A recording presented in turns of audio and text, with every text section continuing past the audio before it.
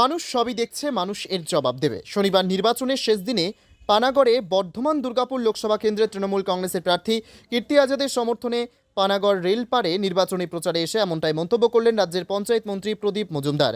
ও ঠিক আছে, ওরা তো বলবেই নিজেদের পিঠ বাঁচাতে, অনেক কিছুই বলবে, মানুষ শেষ বিচার করবে।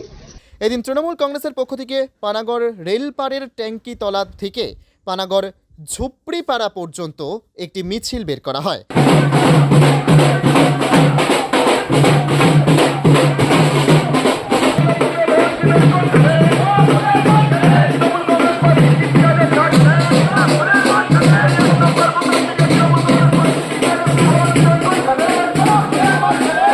মিছিলে উপস্থিত ছিলেন রাজ্যের পঞ্চায়েত মন্ত্রী সহ ব্লকের তৃণমূল কংগ্রেসের নেতৃবৃন্দ। এ বিষয়ে এদিন কে কি জানিয়েছেন শোনাবো আপনাদের। উদ্দেশ্য একটাই, দিকে দিকে তৃণমূল কংগ্রেসের প্রার্থীদের জয়ী করানোর জন্য আবেদন করছি।